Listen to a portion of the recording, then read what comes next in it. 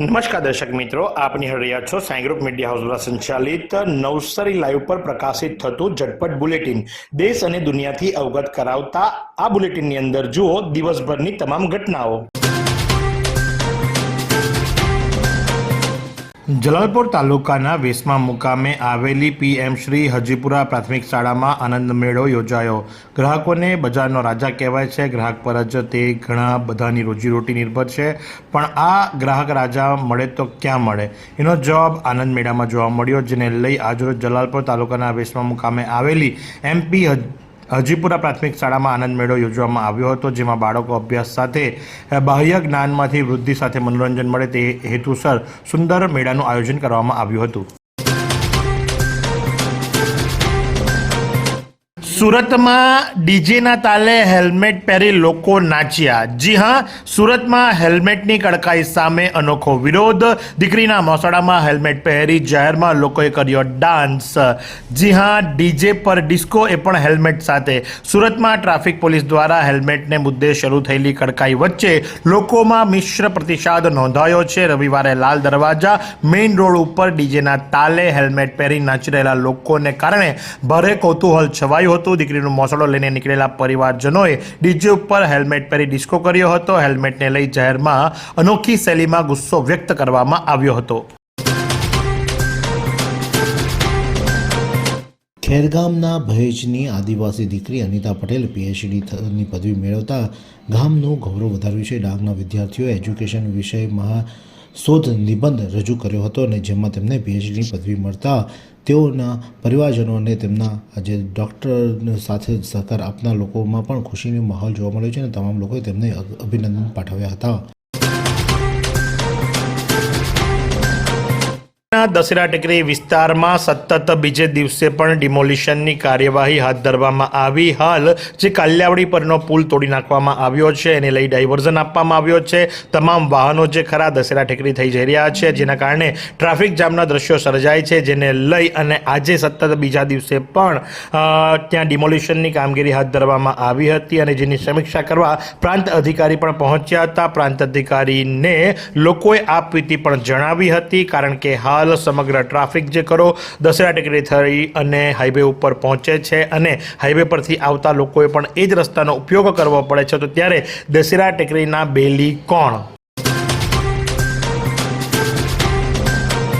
રાત્રિના સમયે બંધ મકાનને ટાર્ગેટ કરી ઘરફોડ ચોરી કરતા તેમજ અગાઉ 4 જેટલા ઘરફોડ વાહન ચોરીના ગંભીર ગુનામાં પકડાયેલા રીઢા આરોપીને નવસારી ખાતેથી ઝડપી પાડી નવસારી જિલ્લા વિજલપોર પોલીસ સ્ટેશન હદમાં આજથી 10 મહિના પહેલાં થયેલ ઘરફોડ ચોરીના અનડિટેક્ટ ગુનાને ભેદી ઉકેલી અને 100% મુદ્દામાલ રિકવર કરતી નવસારીની ક્રાઇમ બ્રાન્ચ, જી હા, નવસારીની ક્રાઇમ બ્રાન્ચની ટીમે એક મોટી સફળતા હાથ ધરી છે, અને આરોપીઓ એવા મુકેશ ભંગડા કમના જાતે વાસ્કેલ બંધેલ, ઉંમર વર્ષ 32, ધંધો ખેતી, સાથે જ વોન્ટેડ આરોપીઓ હબુભાઈસિંહ મોહનિયા, નાનકો રણિયા સિંગાડ બદલી, અને આ બધા જ મધ્યપ્રદેશના છે। કબજે કરાયેલ વસ્તુઓની અંદર સોનાના મંગળસૂત્રથી લઈ સોનાની ચેન, સોનાનું બ્રેસલેટ, સોનાની વીંટી, સોનાનું પેન્ડલ, એક જોડી સોનાની બુટ્ટી, ચાંદીના કડા, આ રીતે મુદ્દામાલ ડિટેક્ટ કરવામાં આવ્યો છે, અને સારી કામગીરી નવસારીની એલસીબી ટીમે કરી છે।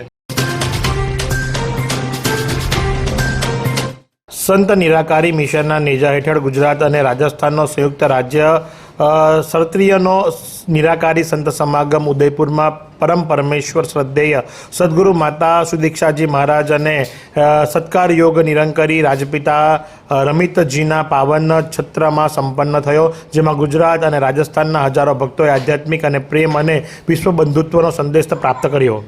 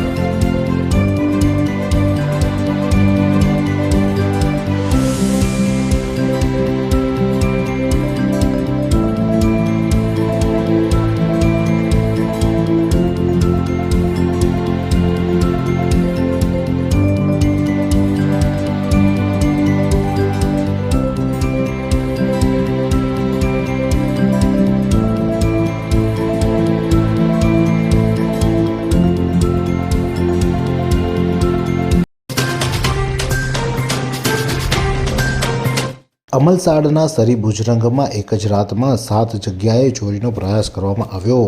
અમલસાડના સ્ટેશન વિસ્તારમાં એટલે કે સરી ભુજરંગમાં ગત એક જ રાતના 7 જેટલા ચોરીના પ્રયાસો થયા છે. સમગ્ર વિસ્તારમાં હાહાકાર મચી જવા પામ્યો છે. આ પ્રયાસોમાં મુખ્યત્વે નાના મોટા મંદિરો, જૈન દેરાસરો નિશાન બનાવવામાં આવ્યા છે અને આ પ્રયાસોમાં ચોરને 40થી 50 હજાર જેટલો લાભ થયો હોવાનું પણ માલુમ પડી રહ્યું છે. સામાન્ય રીતે આ ઘટનાને લઈને પોલીસ સામે પડકાર ફેંકવામાં આવતો હોય તેવું લાગી રહ્યું છે.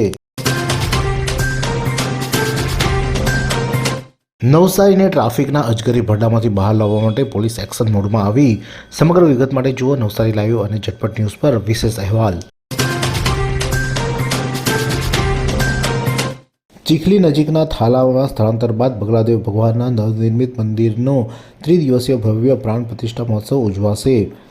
થાલામાં ચીખલી જે રાજ્ય ધોરી માર્ગ આવ્યો છે ત્યાં પૌરાણિક બગલાદેવ ભગવાનનું મંદિર હતું જે દબાણમાં આવતું હોવાથી તેને સ્વૈચ્છિક રીતે ભક્તો દ્વારા વિધિવત રીતે તેનું સ્થળાંતર કરવામાં આવ્યું હતું અને નવનિર્મિત મંદિરમાં હવે તેમની પ્રાણ પ્રતિષ્ઠા કરવાની તજવીજ હાથ ધરવામાં આવી છે અને આગામી 19, 20 અને 21 ફેબ્રુઆરીએ આ બગલાદેવ જે મંદિર છે તેમનો ત્રિદિવસીય ભવ્ય પ્રાણ પ્રતિષ્ઠા મહોત્સવ ઉજવાશે.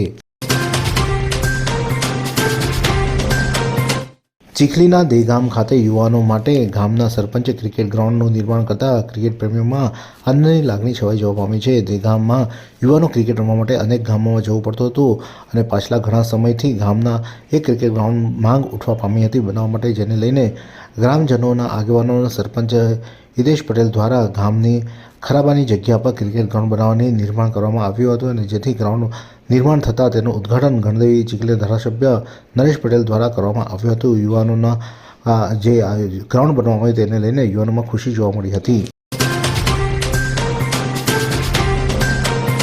ખેરગામમાં બમ્પ બનાવવાની માંગને લઈને લોકોમાં રોષ જોવા મળી રહ્યો છે. ખેરગામ ખાતે નાયબ ઇજનેર દ્વારા જે કહેવામાં આવી રહ્યું છે કે રાજ્ય ધોરી માર્ગ પર બમ્પ બનાવી શકાય નહીં, જેને લઈને લોકોમાં રોષ આવ્યો છે કારણ કે જે મુખ્ય માર્ગ છે ત્યાં અકસ્માતોની વણઝાર થાય છે અને જેના કારણે બમ્પ બનાવવાની માંગ ઉઠવા પામી છે.